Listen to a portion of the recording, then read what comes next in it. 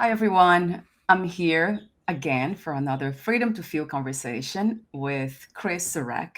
I have met him before. We had amazing conversations around all topics, but especially the topic of being ourselves. Be you. It's the title of his book, and it's a very inspiring one.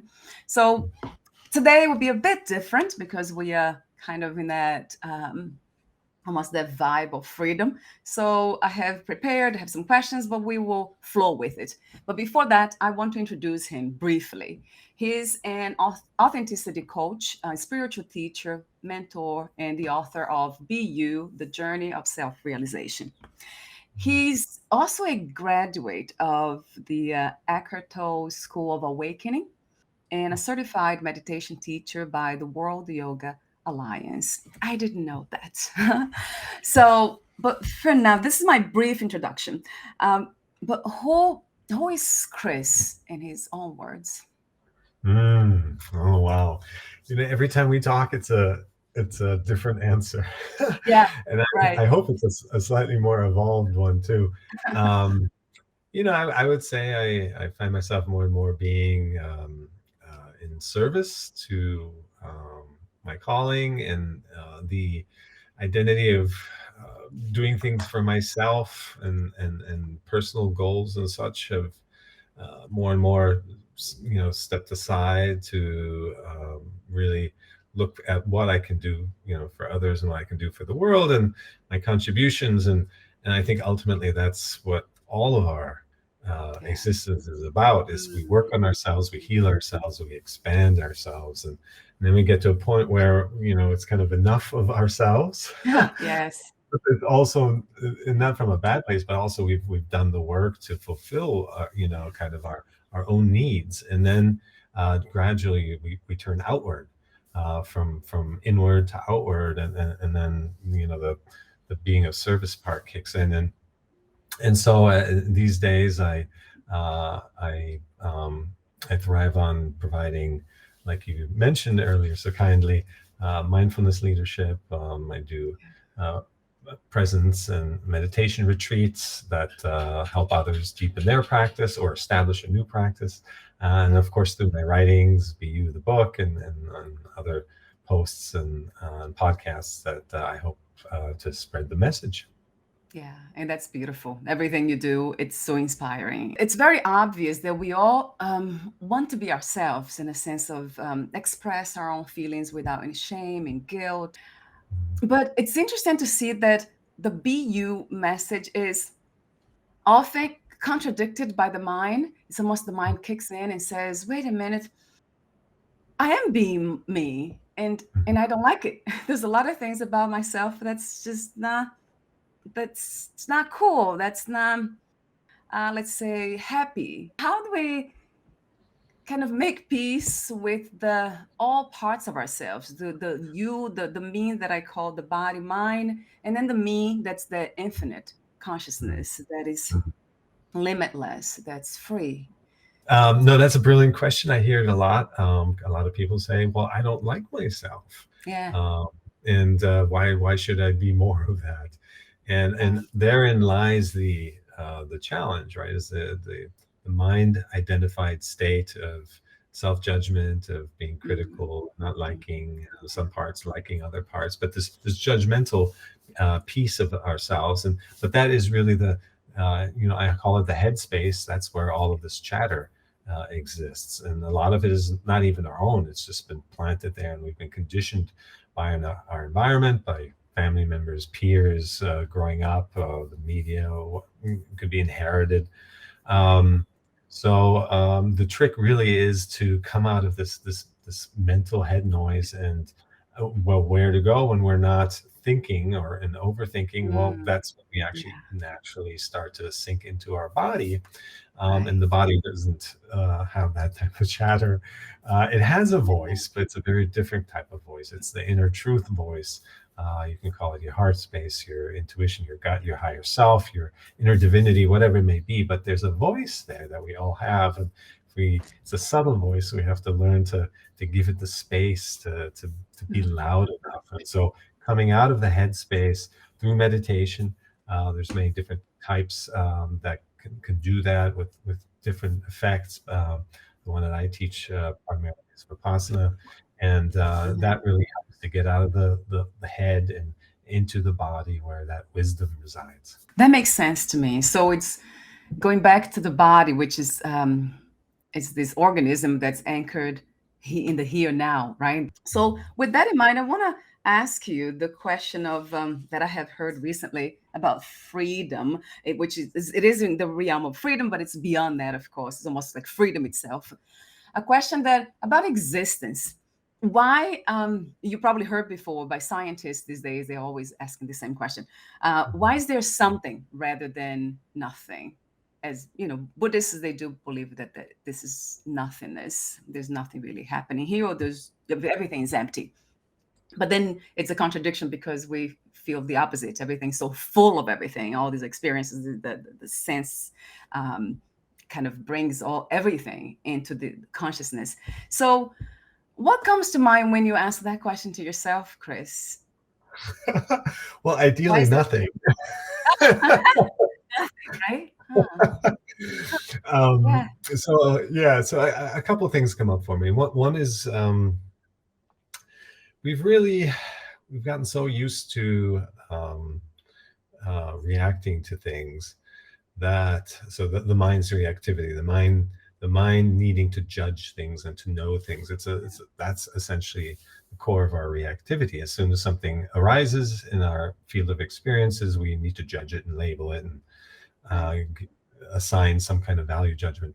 Um, and that happens from such an early age that we don't really recognize that that is not the natural state of feeling. So there's feelings that arise um, in response to situations, and then there's a reaction to those feelings. So the judgment part. Something Right. feels a certain way. It's all about feeling your feelings. But what happens is there's an onset of a feeling, say it's unpleasant, and we immediately push it away. We don't want that. So that's Right. a reaction. But it creates an amplified experience of that feeling because we're not really aware that the feeling and the reaction to the feeling are separate. That's what Yeah. meditation will do. It'll take you to that place where you recognize, oh, I thought this whole experience was my feeling. Well, it was only this much that was the actual feeling, the sensation on your body of something arising and passing. But Right. before it passes, we react to it. In fact, we barely let that feeling even get off the ground. As soon as it sets in, it's unpleasant or uncomfortable, we immediately push it away. So that Wow. reaction then sets in, and then we stew in it. We sit in it for a long time. So that little feeling starts to become this big feeling. Same thing on the positive side. We experience something that's pleasant, and we want more of it. So the onset of the feeling, we react immediately. We cling to it and crave it, Right. and then that too becomes an amplification of that feeling, and it's much Wow. bigger than the feeling itself. We don't want to let it go. And Right. so both through the resistance, the aversion, and the clinging and the craving, we then start to steer and control our environment because we Mm, want to avoid the negative feelings, and we want more of the pleasant feelings, and then we're leading life, navigating life through this reactivity, and that's how we yeah. really kind of get off track, off kilter, off balance, because we're in these extreme emotions constantly. But we're Mm, not really aware without a mindfulness practice that we are experiencing extreme emotions, these highs and these lows, this roller coaster every right. single day. And and then what I hear often when people start a mindfulness practice with me is that, oh, they miss being human. They miss these Uh, highs, these big yeah. feelings, Yeah. and it's not really, it doesn't help Yeah. much to point out that, well, with these big, positive feelings that we usually Mm, crave, also comes the valley, the low negativity where there's anxiety and yeah. depression and all that. Wow. Um, but the bigger picture here is that instead of this up and down, high and low of everyday life, that we identify as being human, Right. um, there's a much when that subsides, there's this fear that it's cold, life is Mm, boring, life is yeah, not really, you know. But that's what true. happens is you start to zoom out and the qualities that you just described start to fit in this sense of being part of the greater current, the absence of beginnings and endings. You start to feel more continuous, and that infinite feeling sets in, and with it the absence of fear, and there's a trust that sets in. Mm, It's just like I call it zooming out and realizing that these highs and lows were on a very small plane, and now you're becoming just a much bigger person, feeling the greater current that all of this mm. sits on, and now you're part of that greater current. So I hope that Wow. explains. It does, yeah. It makes a lot of sense to me. So, in a way, it is realizing that we are the infinite, limitless, and then bringing that by practice. It's a practice for the body and mind that has been conditioned to reactivity, as you say. Those practices doesn't mean that we already have not realized the truth. Is is that right? Is that correct? My understanding, Chris, of that? Yeah, so Or it's a good question of like the truth. I would narrow it down to one's own truth, yeah, and that comes from within. W- We can tell what our personal inner truth is, um, from kind of this outer truth, because it doesn't require validation. You just know right. it. Everyone may have had those moments where you just know this is me, or this is what I'm supposed to do, and you don't doubt it. You Yeah, don't yeah. question it. You don't seek others' approval. In fact, if you ask others, then it just starts to get convoluted again. So that inner truth is really what we're pursuing. Is there an ultimate truth, that one can talk about for everyone? Um, well, Yeah, that's a great um, question. I love that question coming from you, actually. Yeah. yes, it's Uh, probably, it's not helpful.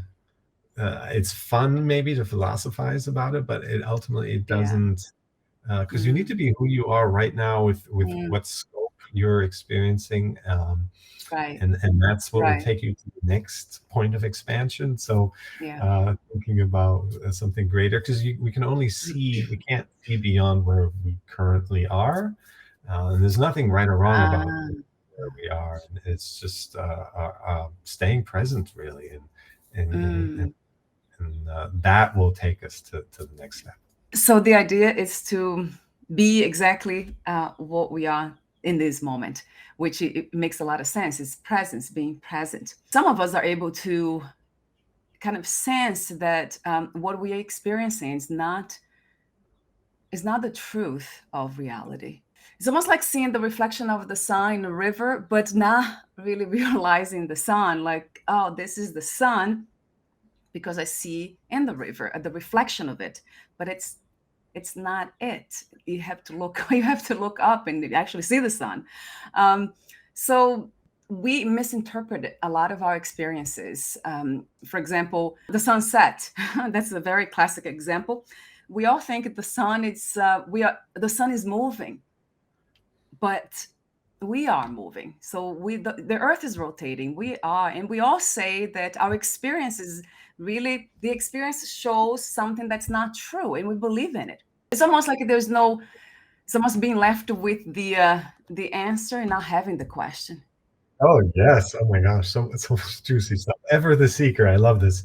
I think probably what, um, uh, maybe sets me apart from others is that, I try to rein in the thinking, eventually, this need for knowing, Yeah. and at least for me, that's had a great impact, positive impact, in that, I try to convey the message that it's not so important to understand Mm, who's behind the system, what's behind the mm. system.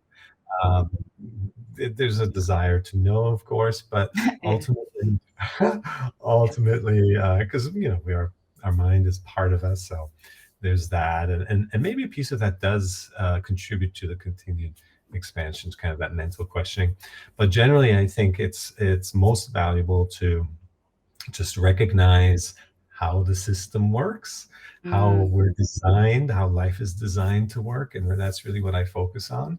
And that's how we make the most of it. And because there's a very obvious, clear system, at least to me, in place that has our utmost well-being, our complete mm, expansion, and our complete healing at heart. yeah. Everything that happens around us is a reflection of who we are because of the way we interpret it. And if there are triggers, both positive and negative, in there, all those triggers point to something within us that is keeping us small, something that is a wound, Mm, something that is stuck feeling, something that wants to be released. And right. so rather than blame others or blame life or blame the world for these unpleasant feelings or situations that we find ourselves in, it's really those situations, that partnerships that bring these lessons of self-reflection and self-realization to us. So everything is laid out Mm, for yeah. us to realize ourselves more, all with an eye on becoming, getting to that infinite continuous place. So what's behind that, doesn't really Yeah. matter. It's, we make the most out of it by becoming that person, that blueprint that sits inside of us, that wants us to contribute, be somebody and contribute a certain way. And really, that's all that matters. Yeah. That also resonates true. So the knowing, this frantic search and seeking to know. So what do you speak of, which is very beautiful, is what most religious organizations or philosophies they speak of, which is faith, trust. So there's a Mm, this component of trust in faith. Basically, the suffering's coming from ignorance of not knowing who we are, basically. So that's ignorance. So what is the antidote to ignorance? Is knowledge. So it is, I mean, sounds, I know from what you said, sounds a little bit like a contradiction, but it's knowledge that will kind of dissolve ignorance. So once we know, and it's not at a mental level, intellectual level, it is kind of beyond that in a sense of that trust, faith that you speak of. It's almost knowing enough to trust it. Now I trust the system. I trust whatever it's behind all this, and I let it flow. So I don't know if mhm. that makes sense to you, but that's where I am now, I guess. Yeah, that's great. I would replace the word knowledge in that concept with awareness, Yeah. and that to me then brings up the question: well, what's the difference between awareness and knowledge? Right. And Right. Right. um, Right. and I think it does come back again to the mind body, those two different planes, and that knowledge is more kind of the mental, and Uh, then the yeah. the Mm, knowing and the awareness is, it's just, it comes from a deeper place. It doesn't so much come from the head. Um, yeah. and so I Yeah. think that's the main difference, that this awareness is, it's almost like a sixth sense or a seventh sense, and that Yeah. starts to develop, right? And because Yeah. you can apply that same awareness to other situations too, that you've learned in one area, that now it expands you, or you have that greater awareness in another area of life. It's really great, interesting stuff.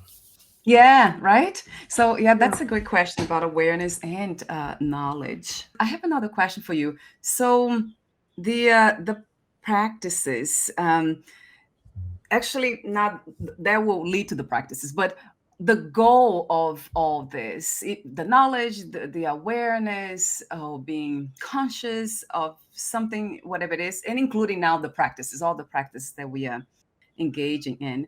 What is the goal of all that besides becoming a spiritual teacher, somebody that do what you do, even doing what I do? So what is the goal for somebody who is not really interested in teaching? They want, they're like family members, let's say it's a mother, parents with three kids, and all they do, all they want is to be happier and peaceful on a day-to-day basis. So would that be the goal? Happiness and peace after everything's said and done?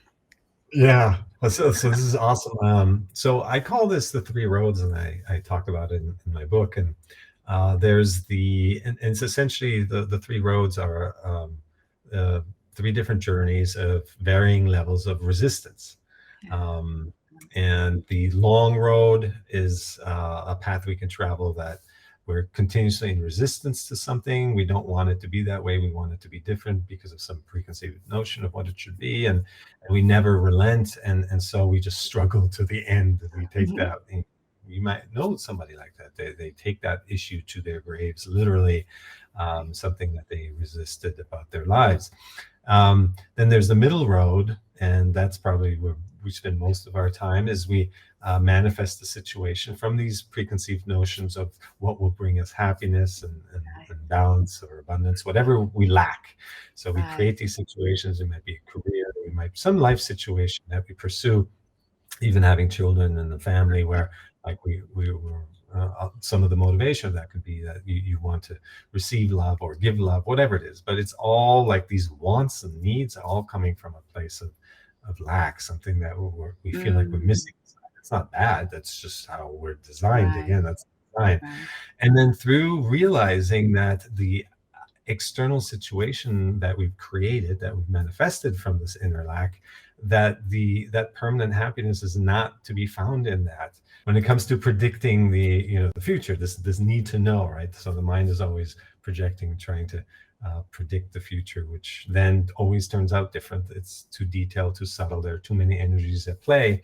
Right. um, and so when we are then faced with a reality that we've created, but that is different than what we expected it to be, we have two choices. One is to stay in resistance to it, which then keeps us on the long road, or Yeah. we relent, we surrender, we allow it to be. And in this allowing, in this surrender, there's a softening that happens Uh, in us. We just automatically become deeper, and so even on this middle road, it's we're eventually going to um, uh, become deeper people, and yeah. realize that we can't control life, and that we have to allow it to unfold, and that it's easiest and best, not just easy from a place of avoiding avoidance, but from this is how it's meant to be place, is to start surrendering and flowing with things. And then Uh, there's the no road, is what I call it, because you're not really yeah. creating from lack anymore. You're not manifesting situations, life situations from lack, and then living those out.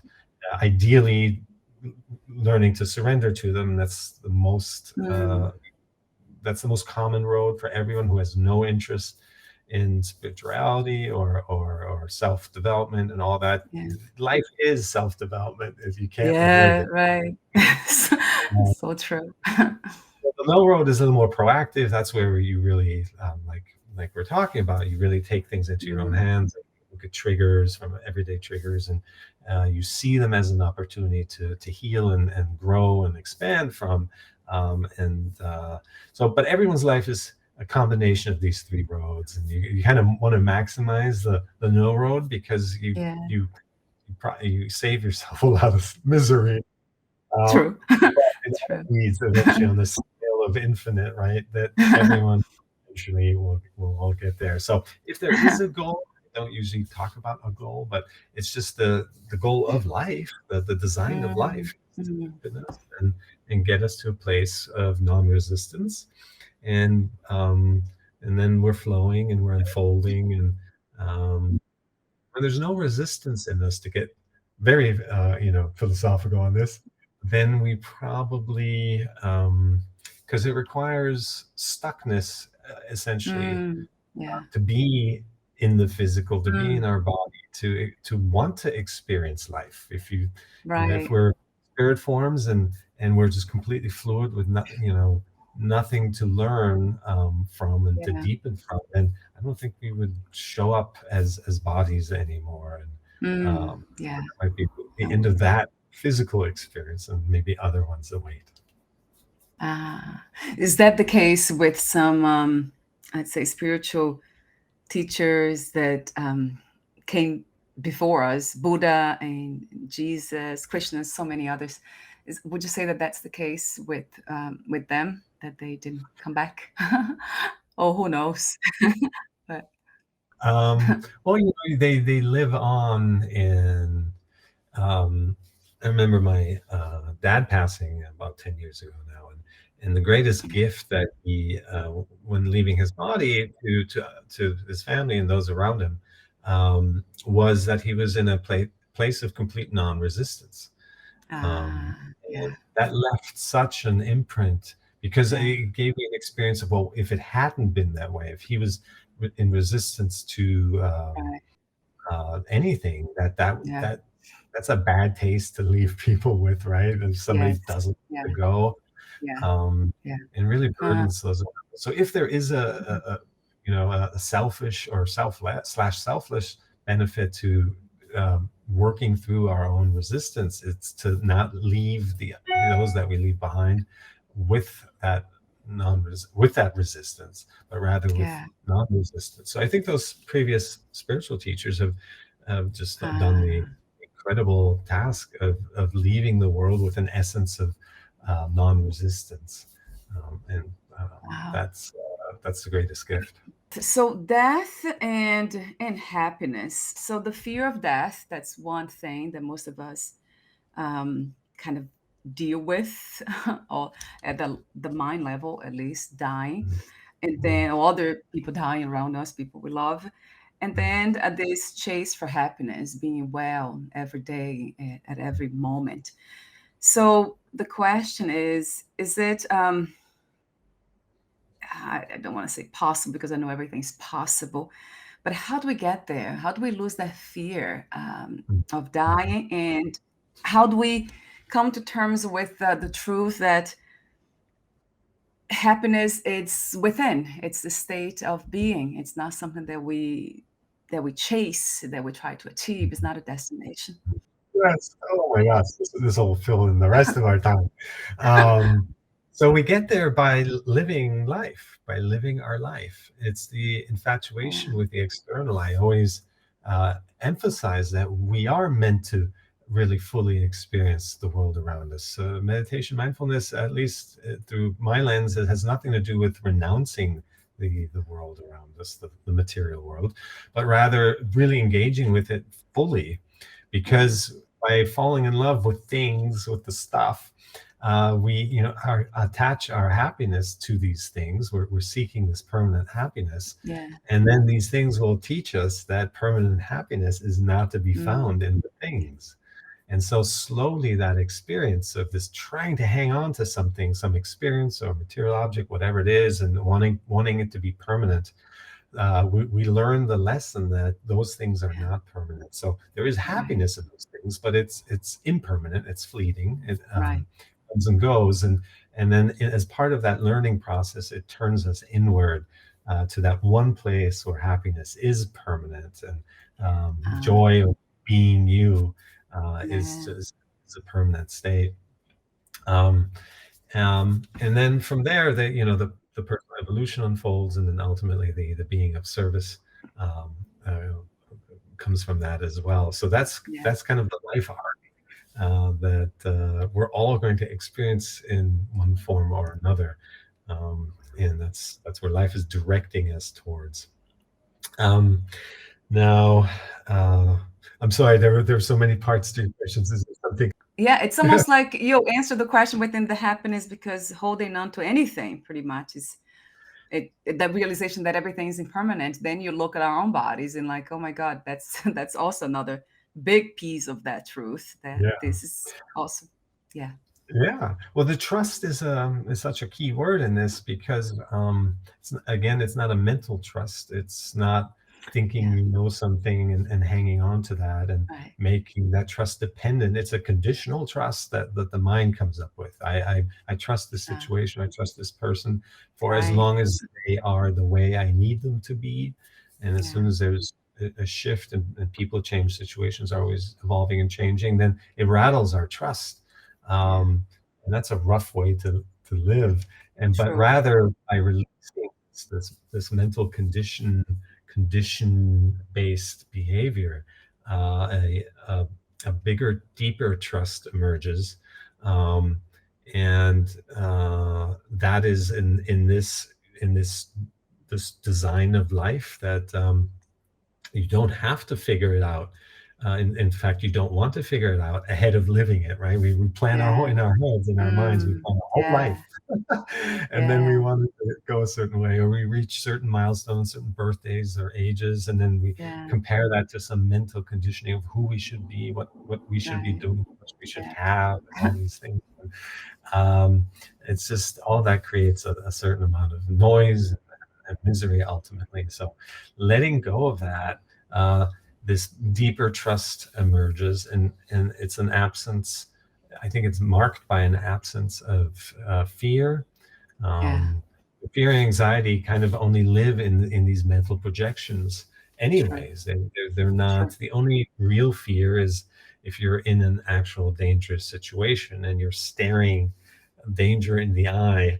Right. There's a lion in front of you, that you'll have fear, but it's appropriate fear because you're responding to what's in front of you. And that's how we unfold best, by responding to what's real, which is only really ever our current situation. And everything else, the Yeah. mental condition Mm. based trust, and the anxiety and fear of death, and all of this stuff, is it really only exists in the projected space of the mind, that wide open Um, canvas. wow. um, and Mm. when we come out of that Yeah. mental space, then Yeah.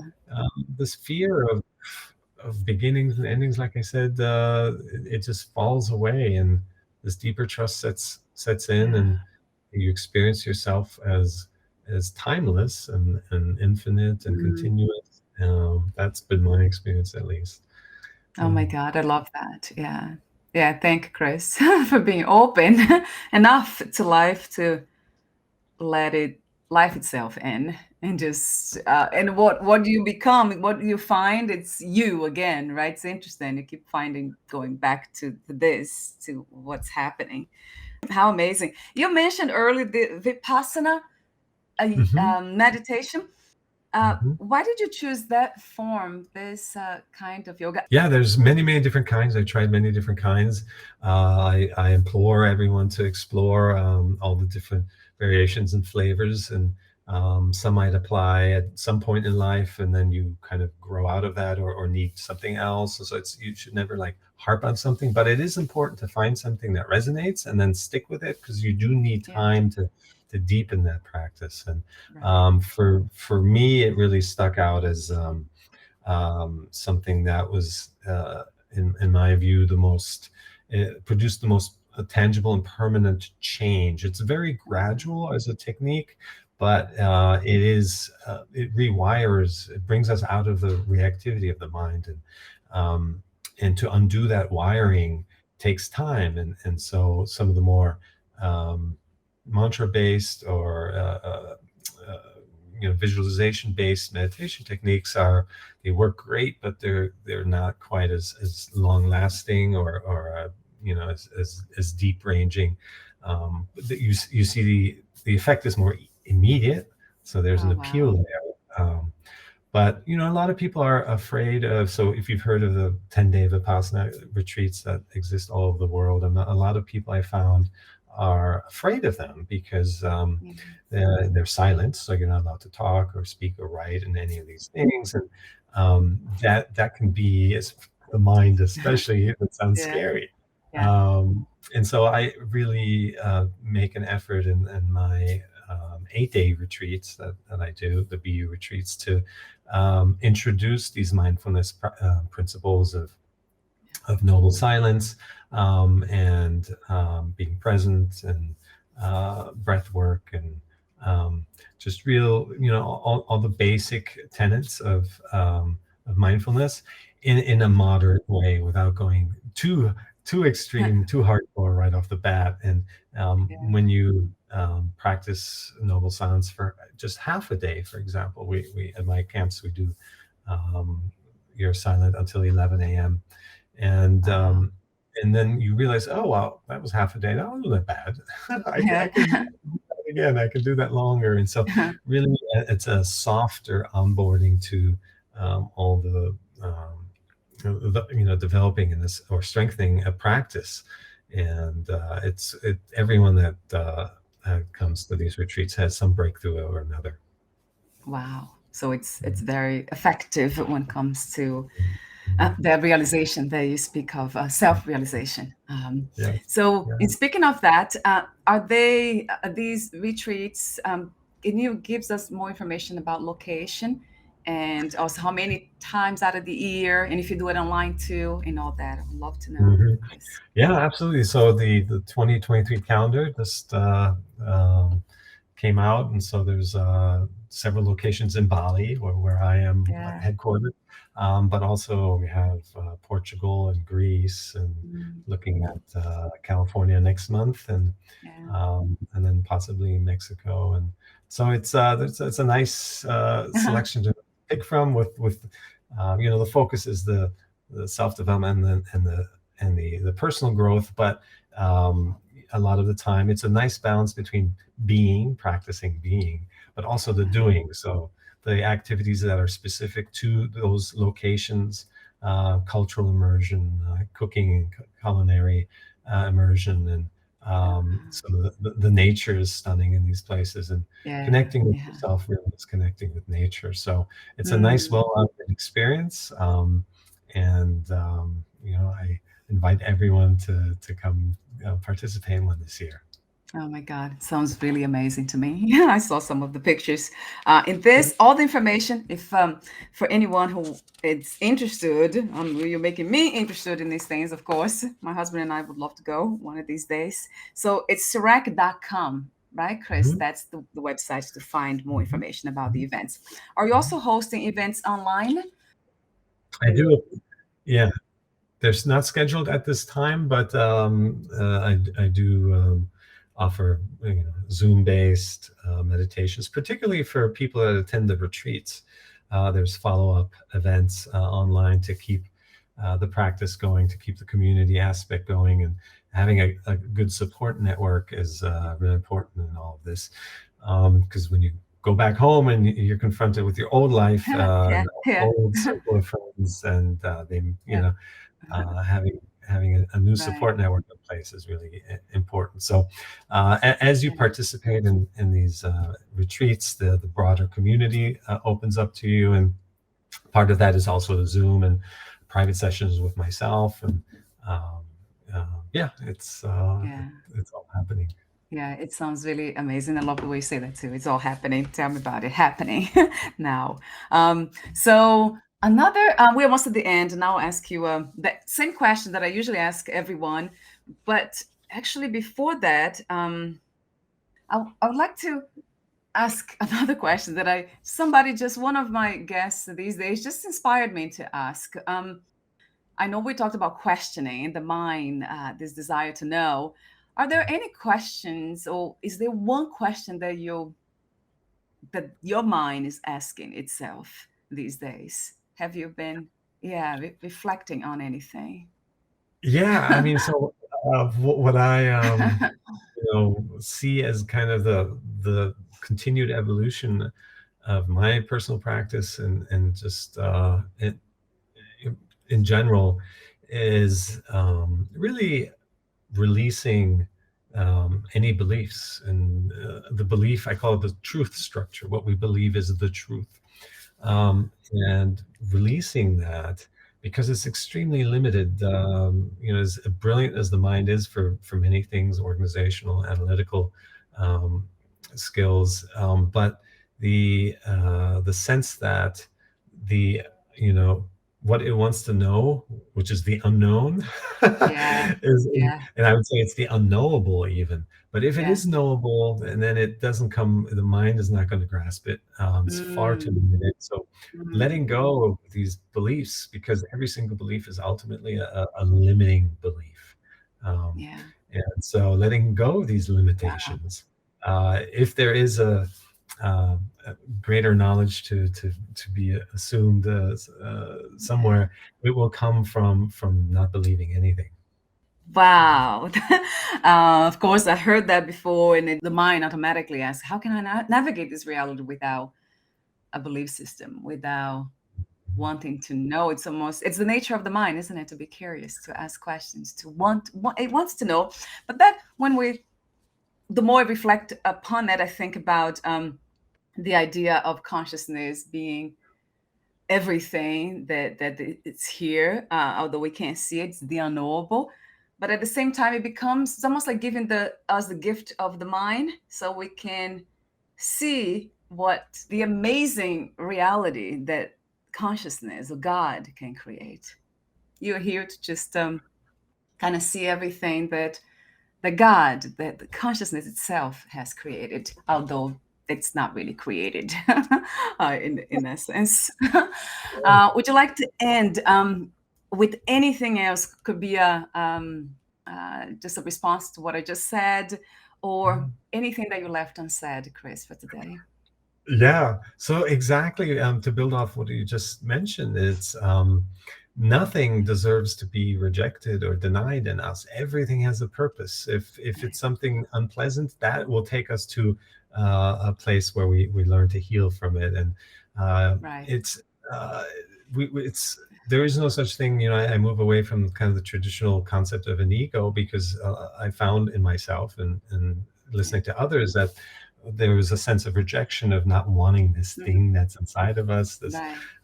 Right. mind identified state ultimately. But Right. nothing, even that needs to be embraced, and every part of us, that when you just said that the mind is a gift, life is a gift ultimately. Yeah. Everything about us deserves to be honored. Right. Everyone around us, deserves to be respected and honored. And Right. so it's an embrace and a collaboration and a facilitation of life, that we get to this state of flow, where we almost contribute or facilitate the continuous unfolding of life, for ourselves and then for others around us. And so I think the most important thing is to really, really, um, not reject anything. Everything has, everything is gold. Yes. Yeah. You've been saying that throughout the conversation. Yes. Yeah. Right. The resistance. Right. Right. Thank you so much again, Chris, for being this gift, the gift within the gift. Thank you so much for your presence in this reality. And we'll Well, talk thank you, soon. Valeria. Bye for now. Thank you. Bye bye.